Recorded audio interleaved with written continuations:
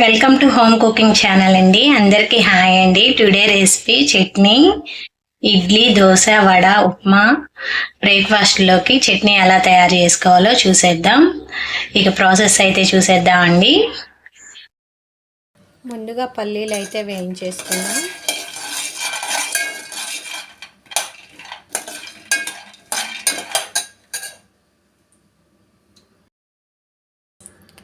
ఇప్పుడు ఒక spoon oil వేసేసి పచ్చిమిర్చి అయితే వేసేస్తాం.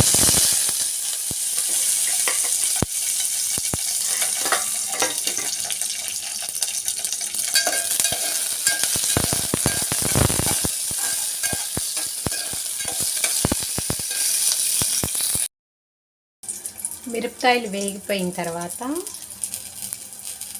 కొంచెం జీలకర్ర యాడ్ చేస్తున్నాను.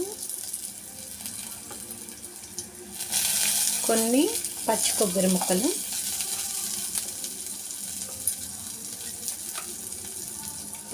ముక్కలు, కూడా యాడ్ చేసుకోవాలి.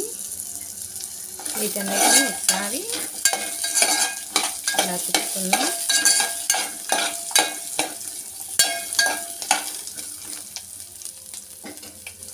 ఒక 1 మినిట్ ఇలా ఉంచుకొని గ్యాస్ ఆపేసుకుందాం. వీటన్నిటిని ఒక మిక్సీ జార్లోకి తీసుకుందాం.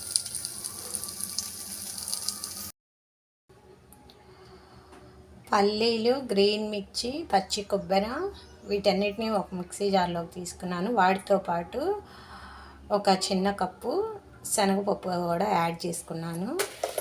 దీంట్లో కొంచెం ఉప్పు వేసుకొని కొన్ని వాటర్ కలుపుకొని మిక్సీ పట్టేసుకుందాం.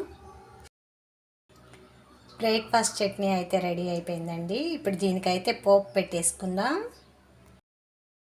ఒక పాత్రలో 2 స్పూన్ల నూనె వేసుకొని నూనె హీట్ అయిన తర్వాత ఈ పోపు దినుసులు అయితే యాడ్ చేసేసుకుందాం.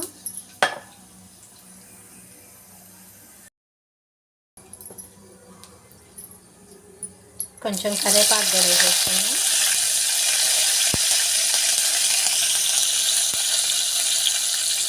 ఇంకా గ్యాస్ ఆపేసుకుందాం. చట్నీకి పోపు అయితే వేసేసుకున్నాను.